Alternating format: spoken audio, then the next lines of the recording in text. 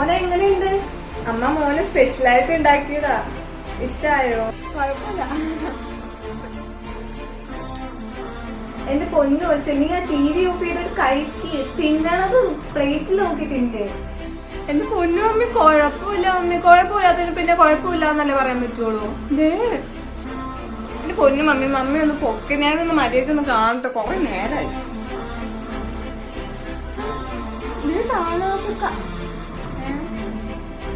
ഞാൻ വന്നില്ലടി, നിങ്ങൾ കഴിച്ചോ? എനിക്ക് വേണ്ട.